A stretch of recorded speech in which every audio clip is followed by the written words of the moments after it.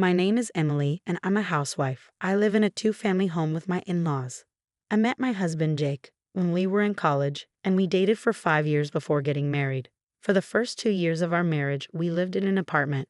But then Jake's parents strongly suggested we build a two-family house so we could live close to each other. I had met my in-laws many times while dating Jake, and they were always kind to me. So when they suggested the idea, I agreed without hesitation. Our house has two separate entrances, so we have our own space, but we're still close enough to help each other if needed. Since my own parents live far away, I actually felt thankful to have my in-laws nearby. For the first 6 months after moving in, everything seemed fine, just as I had expected. But then, one day, I broke out in hives all over my body. At first, it was just a mild reaction. It happened when we went out for dinner with my in-laws. We chose a Thai restaurant, and since my mother-in-law, Linda, and I arrived early, we started looking at the menu. Linda wanted to order a dish with cilantro, so I casually mentioned, "Linda, Jake doesn't like cilantro. Let's ask them to leave it out." That was it.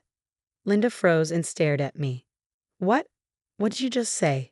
Are you trying to tell me that you know Jake better than I do?" "What?" I had never seen her act this way before. For a moment, time seemed to stop. I still remember how her face, which had always been kind, twisted into something completely different. A few minutes later, my father-in-law and Jake arrived, and the rest of the dinner went by smoothly, as if nothing had happened. But from that day on, Linda started harassing me. I knew she loved her son, but I never imagined she would take it this far. Luckily, Jake wasn't the type to be overly attached to his mom. That was the only thing keeping me sane. Ding dong. Every morning at 10 a.m., right after Jake left for work, Linda would show up at my door just to pick on me. "Oh, what a lovely day. But you haven't done the laundry yet? Such a lazy wife." At first, she just criticized my housekeeping. I didn't expect her to come every single day, so I forced a smile and tried to ignore her. But as time passed, her words became crueler.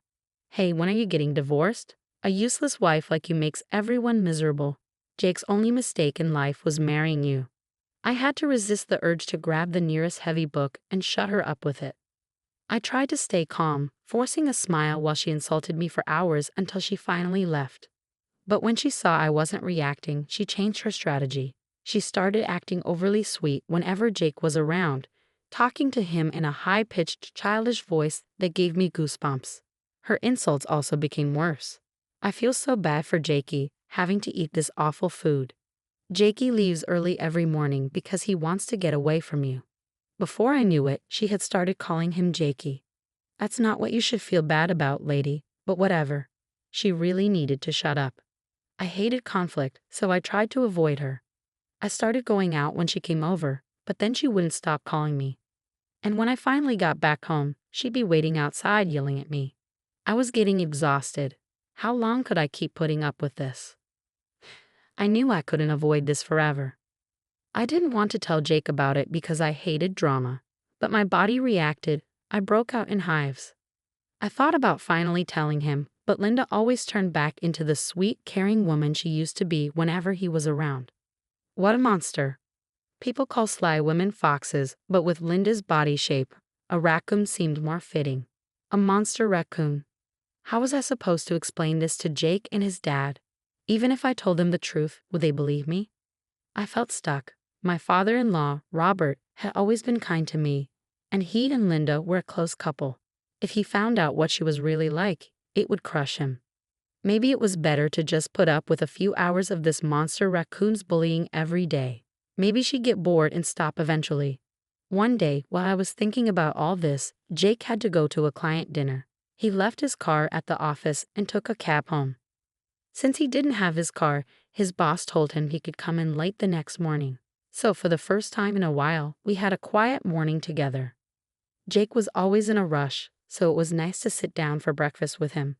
I even made something a little fancier than usual. Jake, being the social guy he was, kept me entertained with stories from the client dinner. After breakfast, he went to the bathroom. Ding dong. Linda was at the door. She must have assumed Jake had already left since his car wasn't outside. As soon as I opened the door, she unleashed her usual attack, her words flying at me like bullets. "There are leaves all over the front yard. Can you even clean properly? Go clean up the mess. What? It wasn't even that bad. Disgusting, just like you. Did you grow up in a pigsty? You're the worst. Oh my. I hesitated for a second. Should I tell her Jake was still home? Or should I let her expose herself? Linda noticed my hesitation, and it only encouraged her. What? Are you trying to talk back to me? She snapped. This was my chance. I took a deep breath and made my voice sound weak, like I was about to cry. Mother, please forgive me. I'll do my best, I said softly. That flipped a switch in her. What do you mean? I'll do my best? She sneered. You're doing nothing? You're useless, useless. And just like that, she dug her own grave. I tried to sound even more like I was about to cry. Oh, please don't, I begged, but inside, I was having way too much fun. Don't touch me, you filthy woman. How many times do I have to say I hate you? Can you believe that my precious Jake has to eat the disgusting meals you cook? Just divorce him already. I don't care if he marries a monkey or a pig, as long as it's not you. You call me filthy, but you're fine with your son marrying a pig. That makes no sense. I was doing everything I could to hold back my laughter, and then it happened. The sound of a toilet flushing.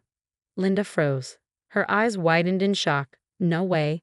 I dropped to the floor, covering my face because I was about to burst out laughing. Mom, what was that? Jake stepped out of the bathroom, his face dark with anger. Linda turned pale. Jake, why are you here? That's my question. What are you doing here? And what the hell were you just saying? No, Mom, I was just. But why are you here? I don't start work until later today. But more importantly, why are you saying such awful things to Emma? You always act like you two get along. What's going on? I was still sitting on the floor, sneaking glances at Jake.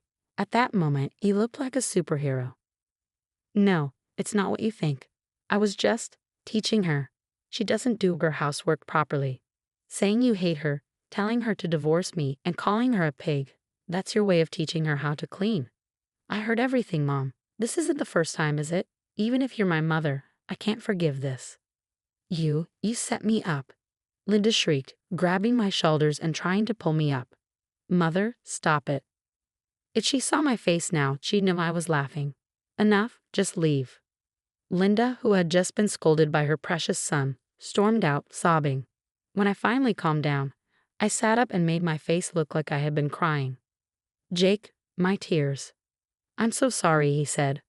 But honestly, I wasn't crying because I was sad. I had just been trying not to laugh too hard. I took a deep breath and finally told Jake everything. How Linda showed up every morning just to harass me. How my hives started small but got worse because of the stress. How my whole body was covered in them now. Jake's face fell. Emma, I'm so sorry. I didn't realize how bad it was. This stops today. You don't have to put up with her anymore. I'll handle it. She might come by again, so can you go out for the day? I don't want you to deal with her alone. His words made me tear up, real tears this time. I felt so lucky to have married him. At the same time, I couldn't believe a man this amazing came from a woman like Linda. A monster raccoon gave birth to a Pegasus, I muttered. That afternoon, I treated myself to a nice lunch and went to karaoke. For the first time in ages, I felt completely free. Meanwhile, Linda blew up my phone with calls and texts like some kind of possessed demon. I sent her a message back. I'll be forwarding all your texts and voicemails to Jake. Suddenly, the messages changed. The number of apologies tripled. I guess she had a lot of free time now. That night, after Jake got off work, we went out for dinner together. Let's talk to Mom and Dad about this, Jake said. Let's move out. I don't know how Dad will react, but if we sell the house now, we'll save a lot on the loan. I don't think you want to see them anymore, so I'll be the one to talk. I'm really sorry about everything. He was so kind that I almost felt guilty for my fake crying earlier. Then we went to my in-laws' house. The moment we arrived, Linda shot me a terrifying glare. I just smiled back at her sweetly. Jake listened to me. It was all a misunderstanding this morning. You know that, right? She said, scrambling to make excuses. Jake ignored her. Dad, can we talk for a minute? My father-in-law, Mark, looked confused but sat down at the dining table with Jake. As Jake explained everything, Mark's face went blank with disbelief. Meanwhile, Linda kept crying dramatically the entire time. "Emma, I want to apologize to you too," Mark said. "I'm really sorry. What Linda did was unforgivable. Bullying is something no adult should do. This is our responsibility as well." He sighed and turned to his wife. "You need to apologize properly." He made her bow her head. "I am sorry. I'm sorry." Linda sobbed, repeating the words over and over like some kind of curse. It was honestly a little creepy. "We're moving out," Mark suddenly announced. "I agree with selling the house. It's better if we keep our distance. I'll cover the remaining loan, so you two don't have to worry about money." Linda started wailing like a child. "No way. I promise I'll change. Don't leave me, Jake." "Enough," Mark snapped. "Do you think we have a choice? You did this to yourself." It was shocking to hear Mark yell. He and Jake were always so calm. I had never seen them this angry before. "Thank you, Dad," Jake said. "I'll take care of the paperwork and call you when it's done." "Thank you, Father," I added. After months of stress, everything was resolved in a single day. I was so exhausted that I went home and fell asleep immediately. For the first time in ages, I slept soundly, without worrying about the next morning. To avoid being alone at home, I stayed with a friend until we decided where to move. My hives, which had covered my entire body, disappeared the day after I stood up to Linda. It's amazing how much stress can affect the body. A week later, we signed a contract for an apartment near Jake's office.